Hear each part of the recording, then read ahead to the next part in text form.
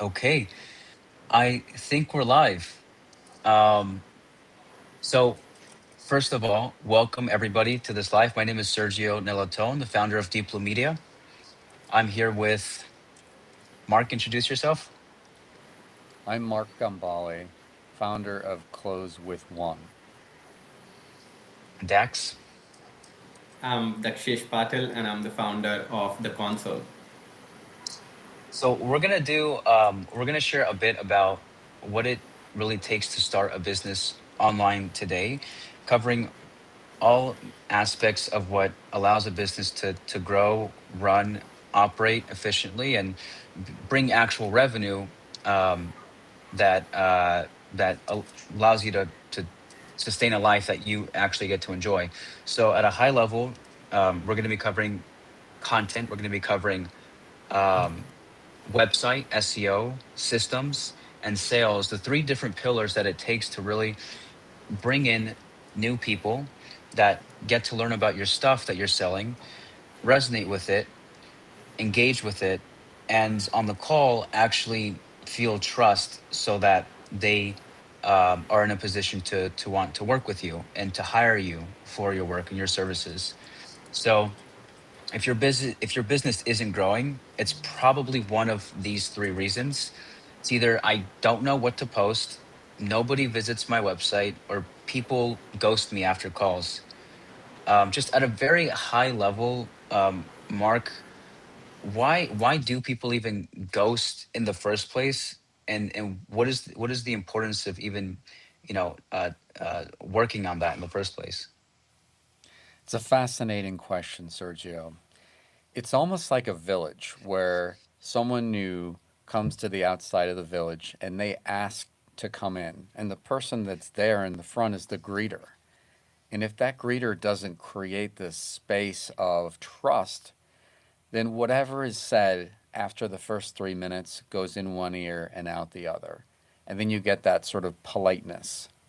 Oh, wow, that sounds interesting. Can you send me more information?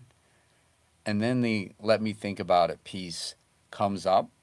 And even if the salesperson books that second call, that ghosting happens because trust wasn't created in the first place, followed by value. And if there's no trust and value, it's like, why would I go to that second call? It seems like a bad birthday party to go to.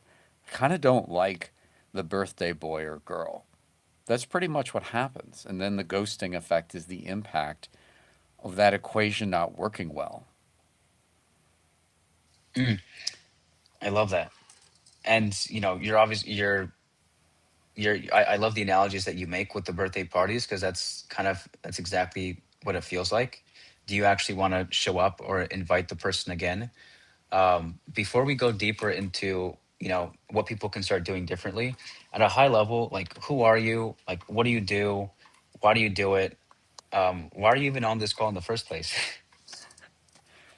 Well, first of all, I'm not a salesperson, like someone who's had this career life of I've been in sales for forever.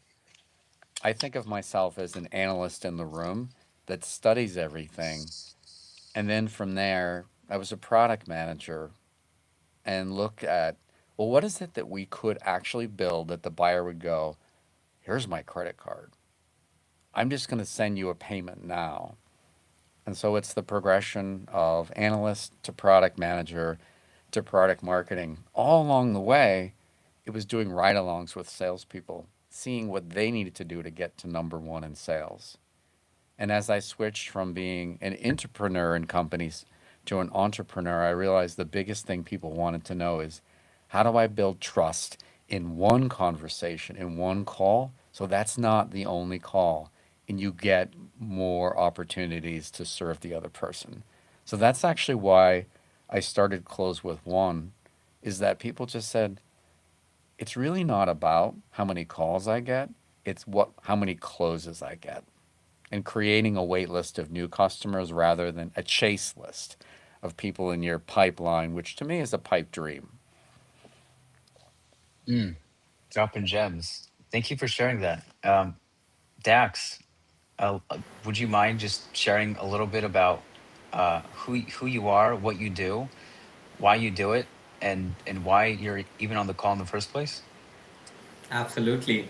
So, just like Mark said, he's an analyst. I'm more on the execution side. And what led me to start my company, The Console, was basically noticing all the funding that was going in AI sales tools back in like 2021, 2022.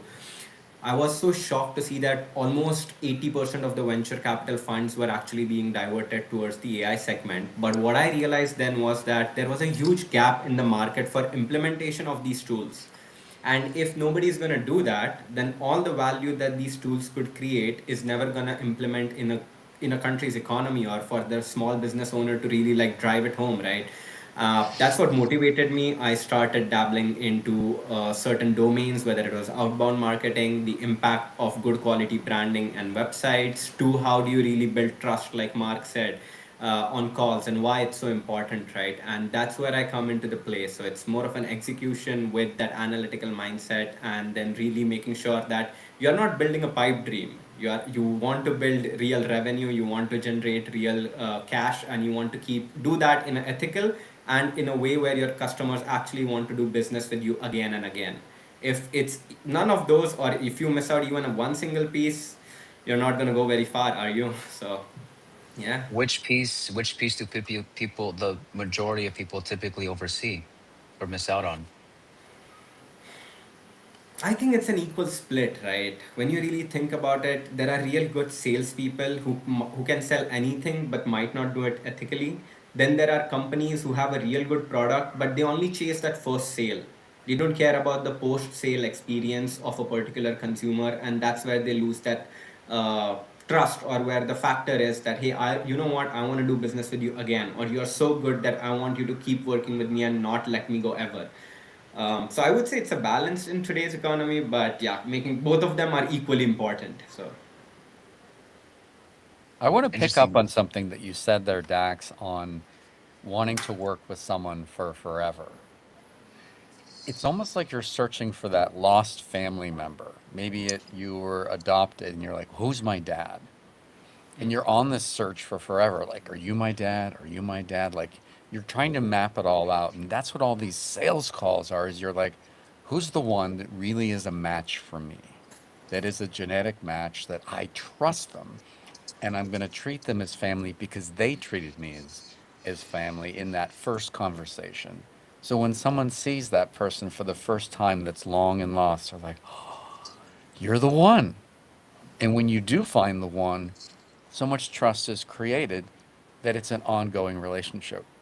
In fact, Dax and I had this really fascinating experience a few months ago where one of his campaigns that I worked with him on brought someone on a call and then created this opportunity where someone's like, all right, I'll take a call with you. Value is created. And then there was this, can you call me in a month? Which was, I looked at the message like, this is bad. In that he didn't see the value and the trust wasn't there. So I actually went in from the back end of the campaign and got that person on a call and said, hey, we found this problem. What's the value of fixing it? And what's been in the way? And he's like, man, I don't know. We're just trying all these other things. We have a webinar thing. We're doing all these blasts, all these texts. And Dax started off with none of your messages are getting out there. They're getting stuck in spam. So you could be running all the campaigns in the world and then no one notices because zero of it even got there. It's like vaporware. And you talk, Dax, about trusting salespeople. It's easy to sell this promise and say, yeah, it does all those things. It's amazing. And just buy it today because it's today only, it's 20% off. So you're seeing this, oh, it's super value, but you gotta buy it now. It's a massive disconnect. And it's like, I'm not gonna go to that party. I think the pizza is gonna be bad. I don't connect with these folks. And it just feels like this experience. Buying is a visceral experience. Do I like the food? Do I want to be in the room? Does the music feel right? It's kind of like a whole vibe. Yeah. Yeah, I agree. I think all these different pieces work together, and you can't get too caught in the weeds of one aspect of your kind of pipeline, your funnel. I think all of them work together, and when you set up, a foundation to, if you think you need better needs, need better leads, you probably um, need to work on your conversion, as Mark just mentioned. I feel like, and work on the how you're facilitating those conversations so that it just doesn't feel pitchy. And then Dax, um, having a website that earns trust. So how do you earn trust before the call, so that the traffic is a lot warmer, and they actually know who you are, and they like you. And on the other side of that, content as well, social media. Obviously, it's a lot businesses today cannot call themselves a business without a social media presence. At the same time, everyone's on social media, so how do you stand out from the rest? And a lot of people feel like they need more followers, when really what they need is a content system, something that can work when they're not, without more of their time, something that can kind of run. I like to call it a waterfall effect, where you do one thing and everything else just kind of flows from that. And I feel like the name of the game today, especially, is authenticity. Like, you see it more and more today, where people are not posting super polished content, but they're just very real, raw, authentic, direct, not fluffy. And that's what people are looking for. That's what they want.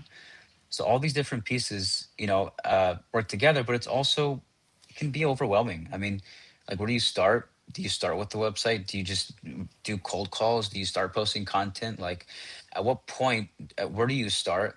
And how do you actually know that you're making progress? I mean, I'm curious from the two of you, why, um, what part of the process you feel like is needs the most attention when starting a business online, and where can people start if somebody's starting a business today and they're saying, I need to bring in some money, more revenue. Where do you feel like is the best place to start, just in your own experience? Well, that's a massive question, Sergio, because it people could look at, well, my closing ability or my ability to get people on calls. So let's assume that the product is maybe a B grade product. So it's not an Apple, and it's not something that is kind of just a deadbeat product. Then it comes down to what's actually working at the moment that you can use and test to even get better. So if you're getting a few sales calls, and let's say it's two a day or even five or six a day, it's having someone independently look at it and go, oh, here's what I see as the disconnect. And here's the area where trust didn't happen. And the thing that Dax and I have been working on is getting the right message in the inbox and really clarifying whether someone should even be in the CRM.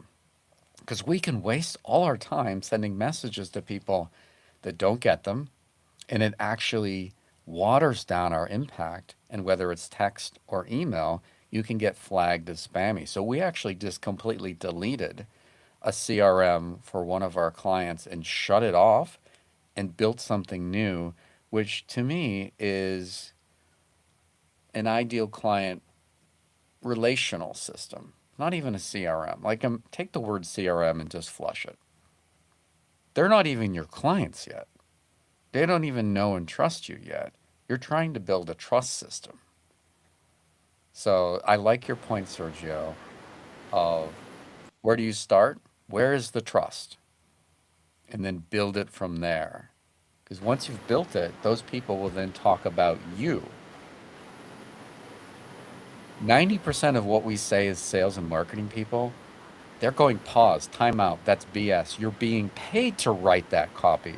Of course you say you're awesome. What happens when you go to the people that know you're awesome and they start sharing the story?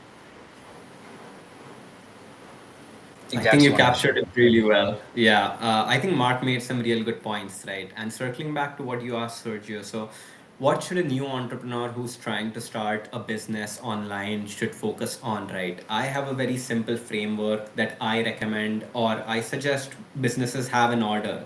It consists of only three things. I call it ODD: offer, delivery, and distribution.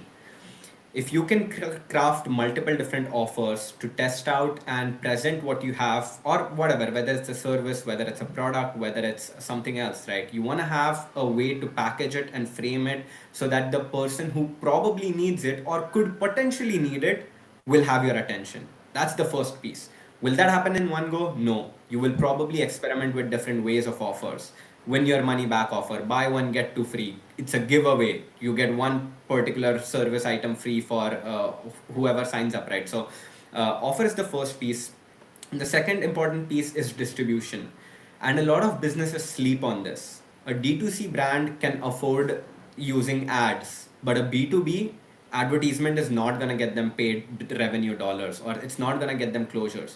They might generate some traction, they might get some booked calls, but that's not how the conversion is going to happen, because when you're talking to different industries and different sectors, they have different norms, different cultures, different behaviors.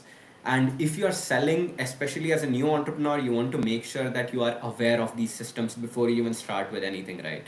Um, so that's the second piece, the distribution. Again, we do a lot of work here, whether it's like one of the campaigns that Mark mentioned about, it's through LinkedIn, email, phone call, SMS, WhatsApp, you name it, right? In today's world, everything is competing for someone's attention. You want to do it right, and you want to do it at a time when they need it. Once you have the right offer and you have delivered it to the right person, I think the rest of the piece is actually the hardest, which is committing and delivering what you have committed or offered. If you have good frameworks in that, you can deliver that. Like I said, you have to create that wow experience so that client comes back to you and goes like, you know what, I really like that last thing we did. When can we do something else which is similar? Or when can you do it for my friend who really wants it? And once you have a framework or a system in place that allows you to test different offers, allows you to test distribution channels, allows you to test different delivery methods, you will inevitably succeed. Like there's nothing that's going to stop you.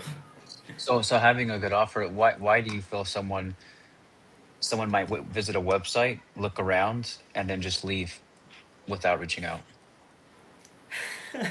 I mean, I can go on and on, right? If you look at today's websites, I would say 80, I would actually go higher, but I would say like 80% of the businesses haven't revamped their website since like the pandemic. Now, it might not feel like a lot of time, but it's been more than 5 years. And I think a lot of businesses need a new website yesterday, not today, yesterday. The reason that businesses or websites don't convert very well, or they might be struggling there, is for a few reasons, right? Maybe their offering and the entire market has changed, and their existing copy or that old copy, which should be tossed out of the window, is still up there. And if it's gonna exist, it might end up doing more damage to your business. A lot of business owners think that, hey, you know what, my website is costing me $20 for the WordPress subscription, 200 for the developer, so 220. Wait a minute, that's not the real cost. The real cost is the guy who wanted to buy from you, when he saw you and your competitor and went like, hey, you know what, these guys look better and they charge the same price, I want to work with them.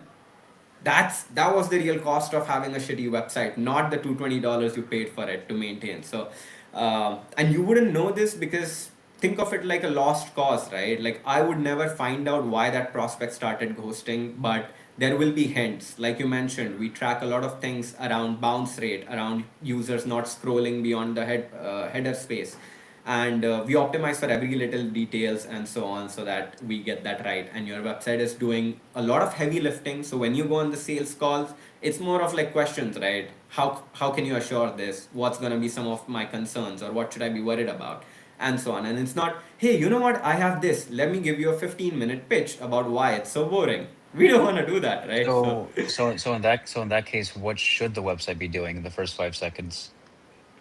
in the first few seconds, first it has to drive relevancy. If you cannot prove me that what I am looking at is relevant to me, I'm not going to scroll past it. There are many ways to do that. You can call out the person, you can call out the industry, you can call out the problem, you can call out the offer. There are multiple ways to do that, right? But you want to speak to one audience. You don't want to be a place for all thing everything, right? You don't want to be Amazon and hope that, hey, I'm just going to launch that and get people to buy all random things from me. Even Amazon started with books. He took a step by step approach, and knowing your audience, your offer, and then crafting that one statement that really goes like, huh, I want to know more about this for sure. I think that's pretty crucial. Mm. And so I think what complements that, and I see it in different cases, is with the content side of things with social media, it can drive website traffic. I also I feel like, if you have a really solid website and then people go to check out your social media, typically what they're looking for is kind of a gut feeling on the person, the individual, how they feel about them, how they speak, and just what their aura is. So the content, the social presence online is important for that validity. There's 4.6 billion people in the world right now that use social media, and as of 2 years ago, it's probably higher now. 70% of purchase decisions are made through social media, and they're typically going from the platform to a website to check out some more of your stuff, or they're booking a call directly. Now, obviously, it's important to have both pieces. The content working, the website working. um, but when someone shows up on the call and they've seen good messaging, they felt like it resonates with them, and that their needs are actually being addressed on the content and the website. By the time they show up on the call, there's probably some level of trust that they have, and liking towards the individual. How do you even keep that going throughout the call live with the person, and what does that look like? So see this color blue? The color blue creates a certain feeling in ideal clients, let's just say here in the US. That color is the color of the police department. When they show up, it's like, ooh, the reinforcements are here. The calm is going to happen. The chaos is going to go away. In different parts of the world, same thing is true. For instance, in Japan, if you were to make a medical product with a certain color, like an orange or a red, they're like, that's horrible. We hate that color. Don't use that product on this patient right now to get rid of the cancer. And it's finding the colors of trust. So the colors of distrust, you avoid those, and the colors of trust you create. So that's the setup. The next piece is this microphone.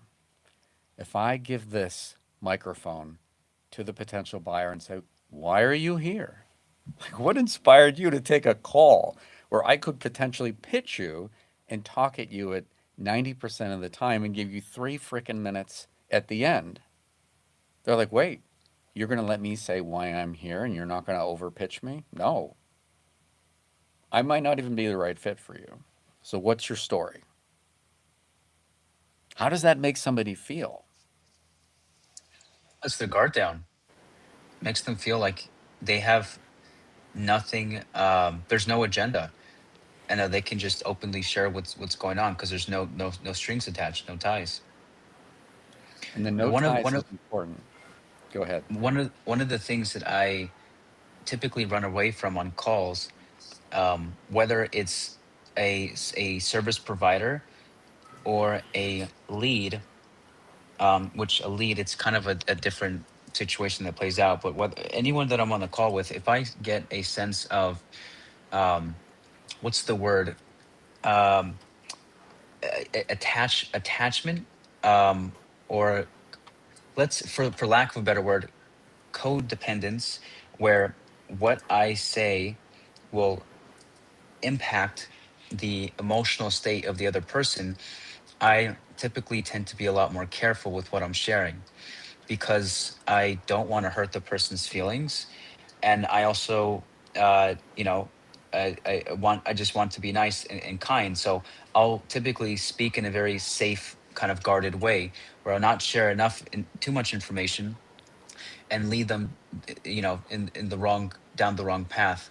So when you open up a call with no strings attached. It makes it so easy to just say exactly what I'm thinking about, um, which gives an opportunity to really understand what's going on and what the needs are. So I find that I run away from calls where there's some sort of, for lack of a better word, codependency. Um, and yeah, it can feel a little uncomfortable when someone needs. And I've experienced that too. I feel like a lot of people starting out have experienced that. I've experienced, needing something, and I tried my best to just detach myself from the outcome. And I find that it serves me a lot better. It doesn't mean I close every deal. It just means that it serves me a lot better long term. That feeling is amazing because right now I've heard my stomach grumbling multiple times, and I don't know if I have a noise cancellation for hunger. I And thought yet, there if was like an earthquake or something. I was gonna ask. yeah, if you show up so needy and desperate, that comes across almost like a loud noise where they're like, "Oh my God, this person really needs this deal," and they're pushing so hard, and that's why they're talking so much. You're like, "Ooh, hey, that sounds great. Can you send me some information? I'll talk to the CEO." That's the classic, I'm just going to leave the call now. I'm not even going to ghost you later. The ghosting happens in the present moment of the flow. And they've decided when they say, I'm going to think about it, I am not going to think about thinking about it at all. I'm going to basically just pass you out of my mind and never think about you again. So when you do, as a rep, say, I'm just going to follow up, I'm just going to follow up, they're going to go, I just don't even remember you. And if they do, I'm just going to spam filter you and go, I don't need to think about you again. Dax, what are your insights on that? Yeah, I think I agree with what you just said, right? And a lot of salespeople actually lose the game the second they show up desperate. And it's almost like a awful smell. It's like, hey, what's going on? Why am I here? And why are you throwing this at me? I did not sign up for this. When he said yes for a call, he probably expected somebody who's going to understand and help him out, not somebody who's going to open with a 30 slide presentation and go about, oh, here's our founder in 1854 who started the company and blah blah. Nobody cares, right? We do not have time. We are living a life where every single thing is competing for our human attention, from big brands to small, from human beings to strangers, from pets to our kids. And giving when somebody chooses to give you some of it, if you don't use it or you don't treat it with respect, you are going to end up losing it, and no wonder you're getting those type of results, right? Before I started working with Mark, I'm gonna be honest, I was a little like that. The second I heard somebody say that, hey, you know what, I'm facing this issue, my website is poor, I would be like, oh, you know what, here's a 30 slide presentation on how I can help you fix it. But little did I know that that was just the top of the surface. There was more to that problem. There were different solutions that needed to be explored. There were different angles that needed to be understood before I could even make the right recommendation where they go like, hey, you know what? You actually heard what I need, understood what I wanted, and then presented something that I actually cared about. And when you do that, it's not like I'm gonna go and ask my CEO. It's gonna be like, hey, when should we book a time? I'm gonna have my CEO join the call. And that difference is where I think we all come together, right? That building that ecosystem is where the small businesses that grow at like 10%, 5% differentiate themselves from ones that grow exponentially and go like 2x, 5x, 10x. That's who we want to be. So I think all those learnings that you share, Mark, are accurate. Well, having these systems in place and strategies makes a lot of sense. I would argue that there's plenty of information online for people to learn how to do this on their own. So I guess I mean, what's the value in even working with the right people? Mark, you want to go first? Well, Dax, what was your personal experience, just as an example of working with me, of where your close rate was, how you sort of felt in sales, and then where you are now? Absolutely. So I'll start with my own experience. I believe I was at a 10 to 20% close rate before I started coaching with Mark. And at that point, like I said, right, all I needed to hear was that, hey, I have a problem, and I would jump straight into the solution and pitch and pricing. After I started working with Mark, my close rate boosted upwards of 85%. I would even say 90%. And that change was drastic, right? I stopped feeling pressured to make a sale on any of my sales calls. It was more about building a community of givers and takers where I am the one who's going to give, and I just have to find people who are willing to take. If I could do that well, and I could do that without any obligation, or without making it feel like, hey, you know what, you owe me one kind of a thing. If you can just do that, people by default feel comfortable around you. They come with bigger problems, they come with more trust, and they drop their guard. And after that, the process becomes easy, right? It's not about, hey, why did we add this in the contract, or why did we do this in the pricing. It's more about, hey, let's do it from tomorrow. Are you game? Am I game? Yes, let's go. So yeah. I love that. Yeah. And from my perspective, I would say that my close rate was a lot higher. And hear me out here, a lot higher before working with Mark, because I would take on pretty much anyone that would say yes or had a pulse, and it served me uh, in a way that caused a lot of pressure, Mm-hmm. stress, um, and just unhealthy relationships. And so, Mark, since our time doing work together, um, you've kind of set some boundaries around what I can be saying yes to, what I shouldn't be saying yes to. And just the other day we were on a call, and I was like saying, oh well, how can we make this a killer offer? And I was suggesting like guarantees, and if there's no results, then you don't pay, like a lot of people online do with their programs. And you put a hard stop to that and said, let's figure out what they need, let's understand the value of it to them, and then go from there. Which, having those breaks is just as important as having the pedal where you can accelerate. And I feel like that's what Close with One does. That's what Mark does. The he's the full vehicle. um and having that balance really is what allows you to even bring in more business in the first place and have a healthier relationship on your calls. I find that sales is a people thing. It's not business. It's not sales. It's communication with other humans. And so it spills into your work, your relationships, friends, everything that you do, anything that you do. I'm glad you shared that because I think it's what we say no to is really important rather than what we say yes to. And there's times when I will just say, I don't feel like we're a fit. I don't really feel that you're into this for the getting to the Everest, to the exponential growth.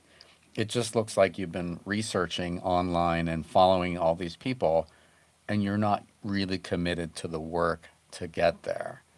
And after we worked together, Sergio, early on, you said, I want 4 to 5 new high ticket clients this year that I really want to work with that aren't going to quit in 3 months or 6 months. And they're going to create so many case studies. And there's been Jeremy and others that are into this for the long run rather than that piece. Talk about the difference that that made in your world. Huge difference, because I could actually focus on my craft, which is ideation, being creative, and actually putting thoughts and ideas into action, which just takes time. I mean, producing a podcast, a show, putting out content that actually resonates and connects, it takes time, and you need a team that's dedicated to you. And so having the clients who can pay me enough to pay my team to buy me time to be able to put in that creative thought is really what allowed me to just do better work with less stress, and ultimately really build up a really good case study that I know a couple of months from now is going to pay off tremendously. So I have the space to actually work on the things that matter, and help me grow my business. The most remarkable thing about both of you is something that I saw when I first met you, and is that you're really coachable and you really care. That's why I said I will take a risk of my time with both of you. And now look at it. There are new client engagements that I'm working with both of you on, and I had no idea that was going to happen. The buyer said, "Wow, I see this as an absolute yes." And it's gone from coaching you to now we have clients and ongoing engagements, and referrals are the next piece. So this wasn't at all really about a close rate as much as help me build my business with the right people that I want to work with that feel like they can be forever clients. And then now we have this trust amongst ourselves, and our partners go, "Oh my gosh, can you help me with that?" Yeah, I think I love the piece where our partners go, "Oh my God, I love it," right? Whatever you guys are doing. And it's very tough to replicate it in today's world where, again, there's so much AI generated content, or people are diluting the value of real human touch or good quality work by leveraging these AI tools. It's like a double edged knife, right? It can cut both ways. So you have to be careful. And yeah, a lot of these skills, whether it's listening, whether it's building the trust, whether it's understanding their problems, whether it's delivering that wow experience, I think they all come together when you are coachable, right? If you are not, you will scale to a certain point, but you will stagnate. And then if you are not coachable, you're going to look outside and point five different fingers to everyone, and we don't like that. Nobody likes to work with somebody like that. So yeah, you want to have people who are amazing, who take ownership, who are accountable, who do things, like I said initially, ethically and morally. You want to have that energy and that vibe around you, and that team of leaders who can actually help you scale to the next level. So we're getting at the bottom of the hour here, gentlemen. I have four questions for us, for all three of us to answer. We'll take about 30 seconds on each one or so. Someone's watching this right now and hasn't um, been doing the things they know they need to be doing in the past 3 months. What do they do tomorrow morning? Tomorrow morning, they set up a conversation with someone they think they're going to trust to solve the problem in their business that they say this is most frustrating. Find three people that you think you want to talk to and see what that experience is like. If you feel trust, take a measured step. If not, don't rush just because you feel like I got to fix this problem. So many people run into the wrong direction. So, for instance, if you decided to meet with any one of us, we might go, "You're not a fit, but here's someone over there." Find someone that wants your best outcome first rather than their own. Great point. And how I structure, or what I do in situations like this, is I generally take out a pen and a paper and I start listing down all the problems or outcomes that I want to have achieved. I will then cross out every single one that does not seem urgent and important. And you have to have some framework, right, in life for what's urgent and important. But I would get rid of all those others. I would take the top three, and then I would be like, hey, now to achieve these top three, who is that one trusted person I know who has one of these or some of these and can guide me towards the right place. Because again, you don't want to get advice from tire kickers or someone who doesn't even know where they are headed, right? So that's what I would recommend for somebody to wake up and figure things out. Yeah, and just to add to that, I took this question from Alex Ramosi, who I'm pretty sure a lot of people who are watching might know, and it's asking yourself whether what the challenges are a um, are they a issue that is, oh man, I'm blanking on the exact term that he used, but oh, is it a feature or is it a bug, the Hmm. issue? So feature being, is it something that just comes with your line of work, with the industry? um, is what you're experiencing, the pain that you're experiencing, something that you just need to get comfortable with? Sure, you can make it better, make it more optimized, but is that something that you really need to be fixing right now? Or is it something that you can hire someone to fix when you bring in more revenue by focusing on the other things that actually matter? The bug is are the other things that are the actual problems.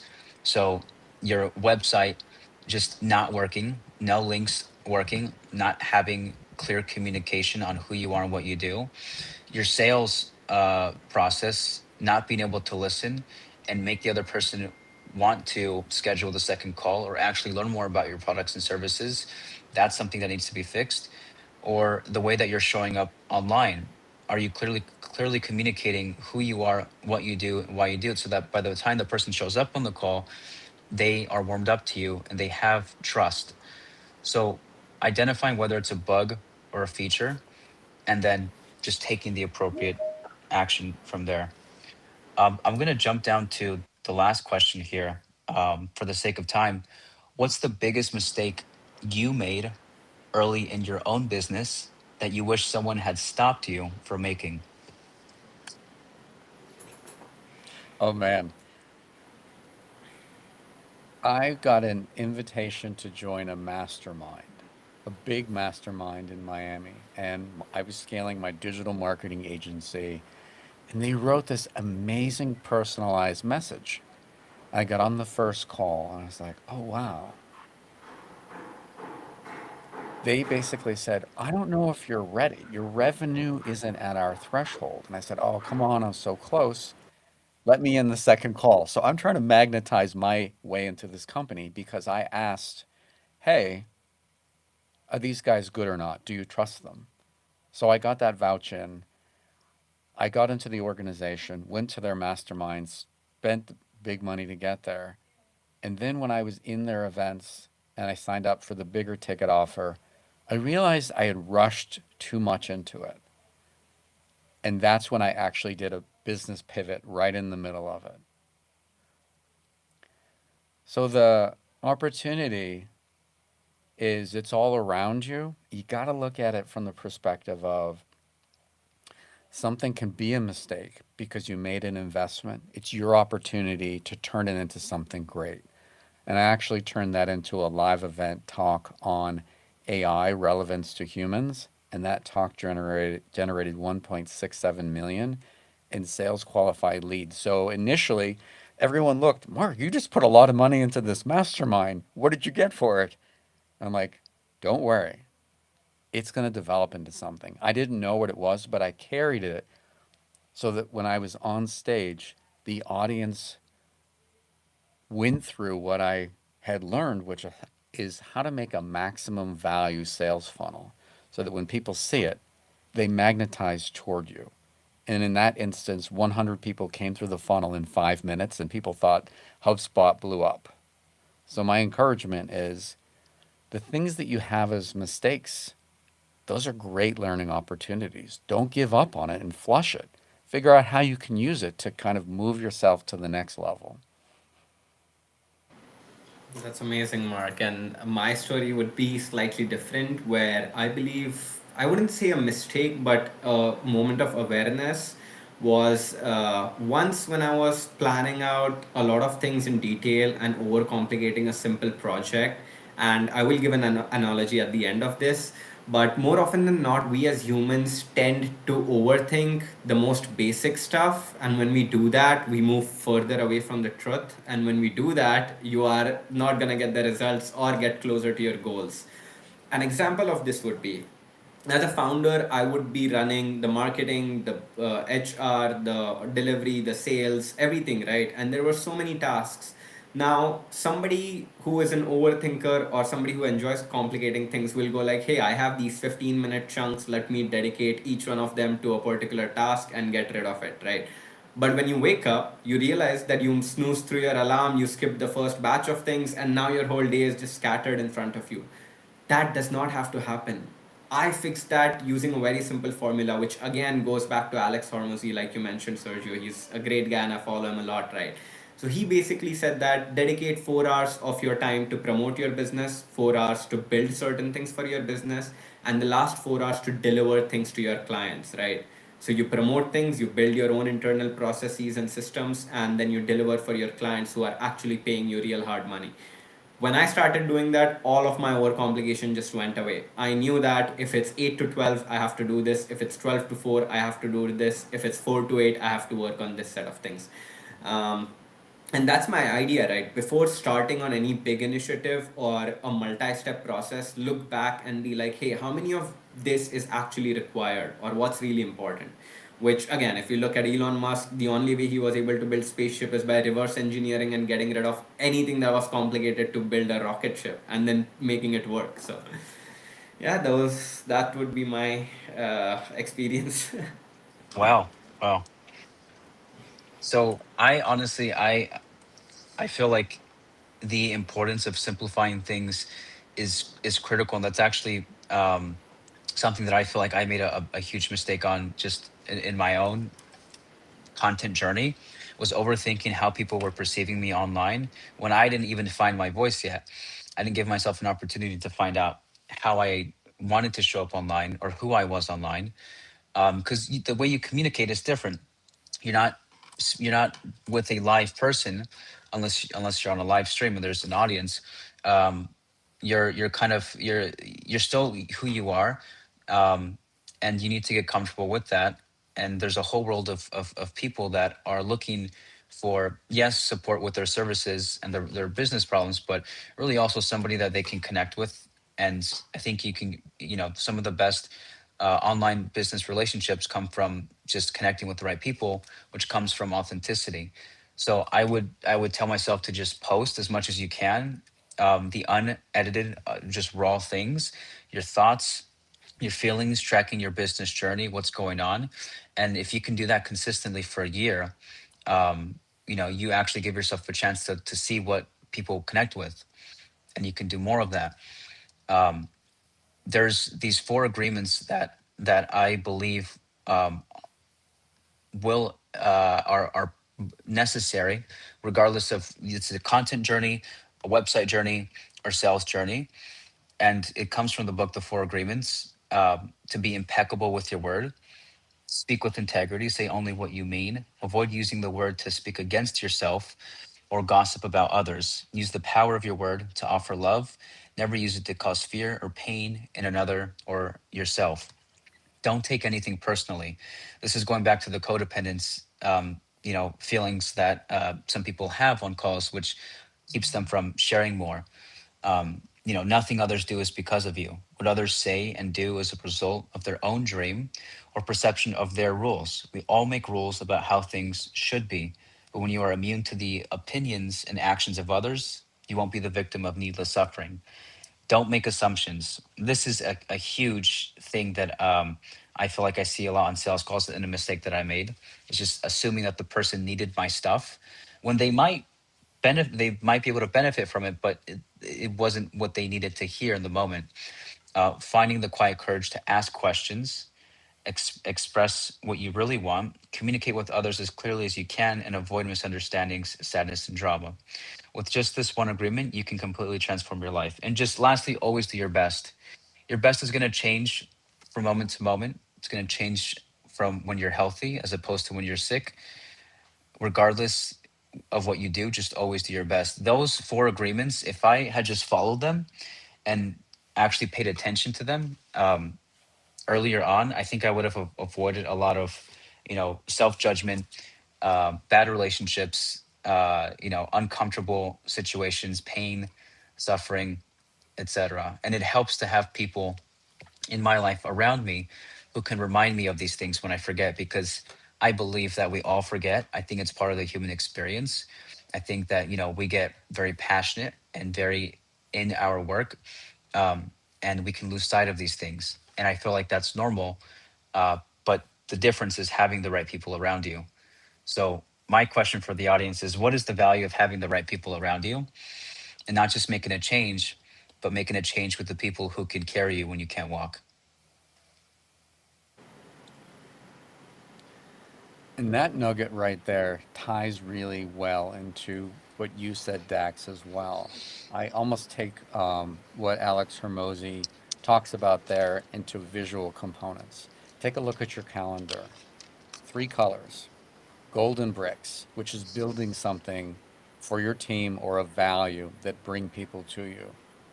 The purple bricks, which is making sure you spend time to reinvigorate yourself. Maybe it's going to the gym, learning how to play the guitar, or some other thing. If you constantly work, work, work, and people see you constantly live on LinkedIn, it's like, does that person ever take a break? And if you're constantly drilling everything out there, you're weakening yourself and you're then relying on tools. I'll just have all these automations do the work. Time out. If you're not truly connected to the flow and the process, people can see it. So it's having those things. And then the last piece is your calendar. You should mark off where are the sections in the calendar, or I encourage you to do this, saying should, this is your choice. Mark off the places that you're serving your clients in the calendar. I'm blocking off time to give them so much value that when we join the next call, oh my God, look at all the gifts they just gave me. I'm going to continue working with them and then trust them more and hand them the next project. I agree. I think everything you say makes sense, and it could not be important for us and people to know about these things, right? So, yeah. That's a wrap, you guys. Good job. If you're watching this, you're listening, and anything that you've heard so far is resonating, drop a comment below on what resonated with you most. If you're looking for support on your sales calls with your website or social media strategy, you can contact us below. Just follow us and follow the journey. Either way, we're here to support you. Support you. We're here to add value, and whatever way we can do that, we're gonna make sure that we do. So thank you guys for watching. Thanks for listening, and we'll see you next time. Bye for now. Bye.